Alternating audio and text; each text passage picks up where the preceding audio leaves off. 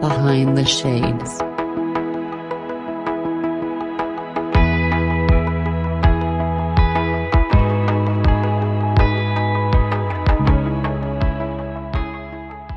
So my name is Anna Thellmann from Thellmann Consulting. I have my own business here in China. For the last 2 years, I've been a CEO and a sexual intimacy coach. I've been working when I lived in England as a coach already, but I had the great opportunity to build my business while here in China. And I help women and men to have a more fulfilled sexual and intimate relationship with themselves and also with their partner. Because sometimes when we hear sexual intimacy, we think about sex and we think it's just about our partner and me, but it's not. It's also the relationship that you have with your body. I help men and women to get deeper into that and to start loving, not loving, accepting themselves for who they are, the good, the bad, and the ugly. And I am also the #1 emotional health specialist here in Shenyang for the expert community. So I work with the hospitals, the local hospitals here. When there is an emotional emergency with one of the experts, they call me and then I go in and I support as best as I can. I've been coaching for over 8 years now.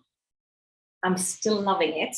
I have had to grow into the CEO role, which is an ongoing thing, but the coaching has always been, I think it's in my blood.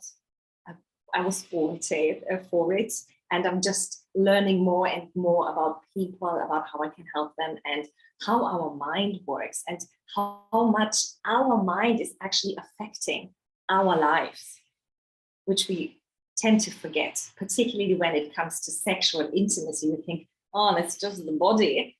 So no, it's so much starting here. So take us from the genesis of this. How did you get involved in helping others, as your background states, get their orgasm back? How did you get involved in this? Well, it started with my own limiting belief. And I had that limiting belief that when I masturbate, I need to have this big, amazing fantasy, and it has to become bigger and bolder every time. And when I'm in it, and then the washing needs to be done, it was like, oh my God, I'm losing my fantasy. My body was tensioning up. It was hard work. And it was also preparation work. Like, what fantasy am I choosing? How will it go? And so before even starting to masturbate, it was this feeling in my body of cramping, tension.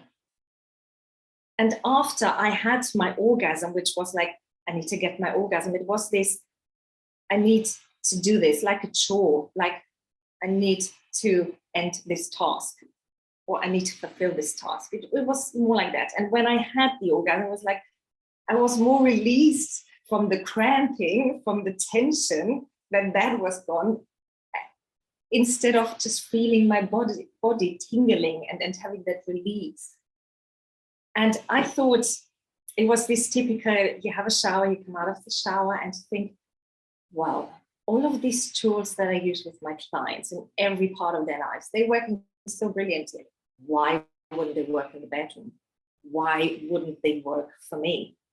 So I went down to business. I used the tools that I thought were the right ones for me for this situation. And I quieted my mind. I just focused on my body. I focused on the tensions that I experienced when masturbating, when pleasuring myself. And there was no cramping, there was no tension.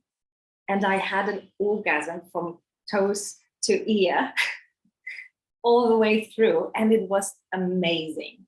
And I hadn't had such an amazing orgasm during masturbation for a long time.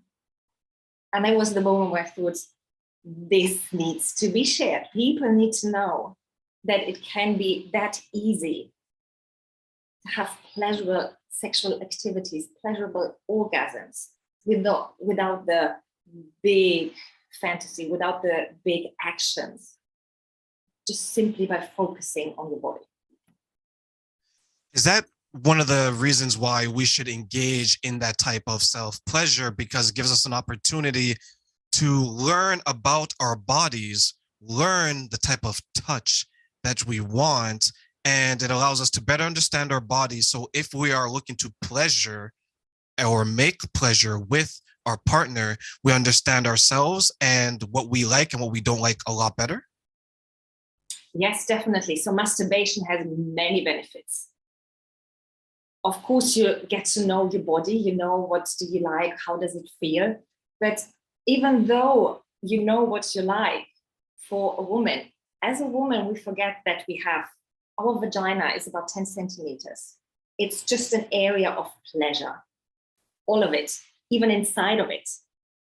And we don't know that because no one ever told us, like, if you do this, if you do that, so many ideas that there are that you can do, so many things you can do with that area of pleasure. And when you explore all of that, why wouldn't you? Why wouldn't you then tell your partner, hey, you put a little more pressure on that side, or if you put your finger like that, if you do this with your finger or that, whatever it is, it gives you so much more pleasure, and it will also be good for your partner because now he can see, oh, if I do this, that's her reaction. How amazing am I to give her that pleasure? So it's beneficial for both. And particularly for men, of course, I think I'm not a man, so I can't speak for myself in this perspective, but for men, if they masturbate, it's very, very healthy. So my recommendation would be masturbate 21 times a month because it risks the chances of cancer, of prostata cancer. It risks the chances of erectile dysfunctions. It helps you last longer. But masturbation, amazing for the body and for the soul, for men and women.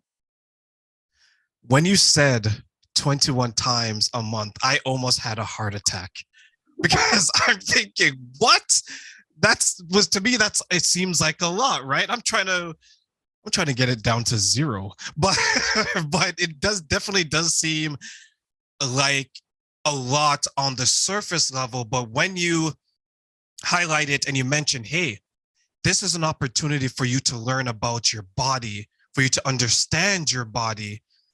If I'm taking it from a male's perspective and I'm looking to masturbate, to pleasure myself, am I doing it myself without, let's say, pornographic material and things like that? Like, is it more so I have to get myself in the right place of mind and then do it?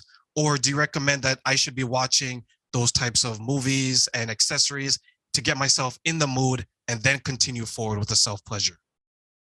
Well, that really depends because sometimes I think particularly this younger generation, they are so used to use porn that it's hard for them to then bring up their own fantasies.